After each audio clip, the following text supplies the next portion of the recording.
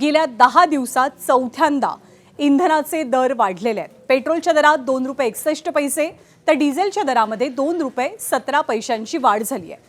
इंधनाचे दर सातत्याने वाढत असल्यामुळे त्याचा परिणाम इतर वस्तूंच्या दरांवरती सुद्धा होतोय आणि याच मुद्द्यावरनं विरोधकांनी केंद्रातल्या मोदी सरकारला टार्गेट करायला सुरुवात केली आहे। लोकसभेचे विरोधी पक्षनेते राहुल गांधींनी मोदींवर जोरदार हल्लाबोल केला। निवडणुकीत आश्वासनं द्यायची आणि नंतर जनतेच्या खिशावरती वार करायचा अशी टीका राहुल गांधींनी केली। तर राज्यातल्या विरोधी पक्षांनी आज राज्यभरात आंदोलन करत केंद्र सरकारचा निषेध नोंदवला।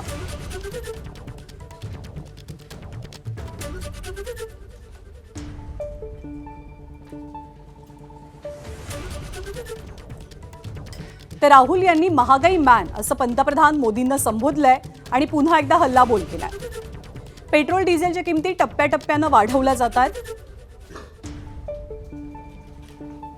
जेणेकरून हळूहळू तुमचा खिसा कापला जाईल।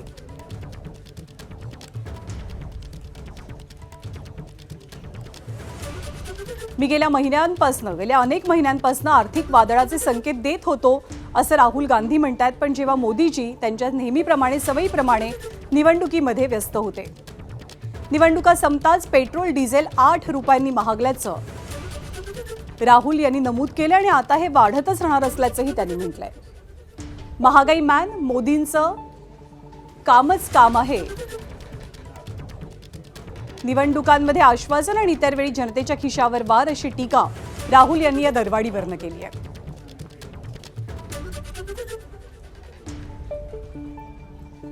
सत्ताधारी मात्र एक प्रकारे या इंधन दरवाढीचा बचाव करताना पाहायला मिळतात। नियोजन नसल्यामुळे ही दुरवस्था झाल्याचं सत्ताधाऱ्यांचं म्हणणं आहे। तर विजय वडेट्टीवार यांनी मात्र सरकारच्या धोरणावरती ताशेरे ओढलेत। आदरणीय प्रधानमंत्रीजी परदेशात जायच्या आधीही मी विनंती केली होती की प्रधानमंत्र्यांच्या अध्यक्षतेखाली एक ऑल पार्टी मीटिंग घ्यावी, कारण देशामध्ये प्रचंड संघर्ष आणि अडचणीचा काळ आहे आणि नियोजनबद्ध प्लॅनिंग न केल्यामुळे तुम्ही बघताय ही फक्त सुरुवात आहे। ही 8 रुपयाचा पहिला टप्पा आपण घातलाय, पिक्चर अभी बाकी आहे, हे सिर्फ ट्रेलर आहे। चुकीच्या धोरणामुळे डिझेल पेट्रोल मिळत नाहीत आणि होत आहे ती दरवाढ। ही दरवाढ उद्या पेट्रोल 150 रुपयावर जाईल, डिझेल 140 रुपयापर्यंत जाईल। पुढच्या महिनाभरामध्ये ही परिस्थिती होईल। फक्त एवढंच आहे की एकाच वेळेस वाढवायचं नाही, म्हणून 1-1, 2-2 रुपये वाढवण्याचं काम सुरू आहे आणि भविष्यात तुम्हाला 8 दिवसांनी 5-5 रुपये वाढवलेले दिसतील, हे लपून राहणार नाही आणि महाराष्ट्रातील शेतकरी उद्ध्वस्त होईल।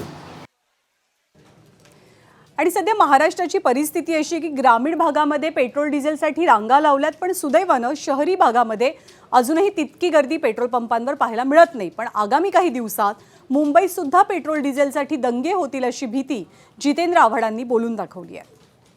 हा देश आर्थिक डबघाईला येणार हे गेले 6 महिने आम्ही सगळे सांगतोय। आता मात्र सर्वसामान्यांनाही झळ लागते। लोक मरतायत, खून पडतायत, लोक मारामाऱ्या करतायत, पेट्रोल पंपावरती दंगे सुरू होतील।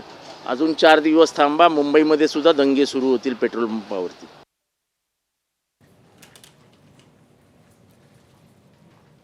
पण गेल्या 10 दिवसांचा विचार करता पेट्रोल डिझेलच्या दरांमध्ये नेमकी वाढ कशी झाली आहे ते सुद्धा पाहूया। 15 मेला पहिली दरवाढ झाली। पेट्रोल 3 रुपयांनी तर डिझेल ₹3.11 महागलं। दुसरी दरवाढ 19 मेला झाली। पेट्रोल 90 पैसे, डिझेलही 90 पैशांनी महागलं। तिसरी दरवाढ 23 मे 2024, पेट्रोल 87 पैसे, डिझेल 91 पैसे।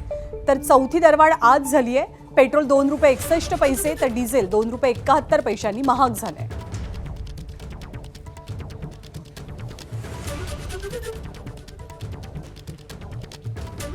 तर एकीकडे पेट्रोल डिझेलच्या दरवाढीचा भडका उडालाय, तर दुसरीकडे गेल्या 2 आठवड्यांपासून ग्रामीण भागात इंधन टंचाई असल्याचं चित्र निर्माण झालंय। बऱ्याच ठिकाणी लांबच लांब रांगा दिसतायत।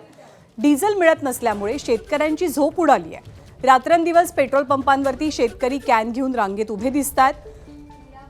पण पेट्रोल पंपांच्या बाहेर रांगांमध्ये असलेले जे अनेक जण दिसतात त्यापैकी डिझेलची खरंच गरज असणारे किती जण आहेत आणि भीतीपोटी इंधन भरण्यासाठी आलेले किती जण आहेत असा सवाल उपस्थित झालाय।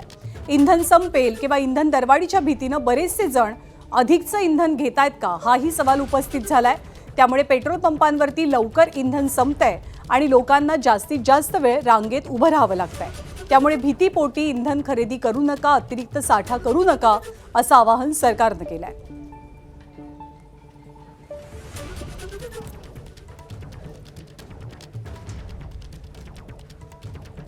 दरम्यान शेतकऱ्यांच्या नावावरती इंधनाची साठेबाजी करू नका आणि जे साठेबाजी करतील त्यांना शिक्षा केली जाईल, त्यांच्यावरती कारवाई होईल असं मुख्यमंत्र्यांनी सांगितलंय।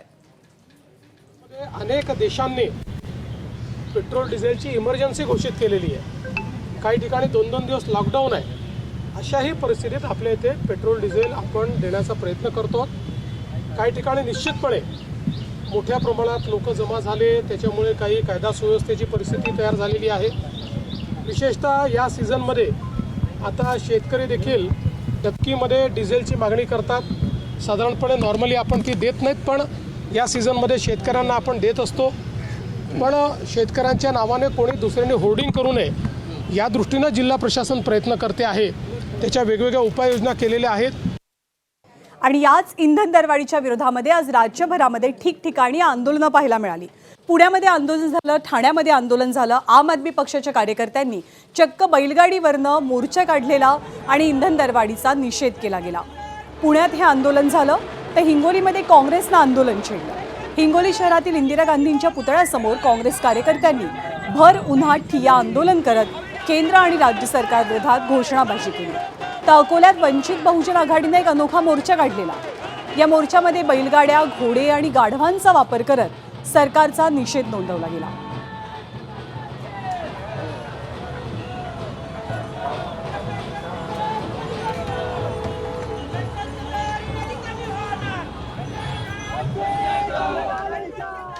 तर ठाण्यामध्ये शरद पवारांच्या राष्ट्रवादी काँग्रेसनं नीट पेपर फुटी, त्याचसोबत इंधन दरवाढी या सगळ्या मुद्द्यांचा निषेध नोंदवण्यासाठी एक अनोखं आंदोलन केलं आणि या आंदोलनामध्ये प्रति मोदी सुद्धा पाहायला मिळाले, सोबतच प्रति मेलोनी।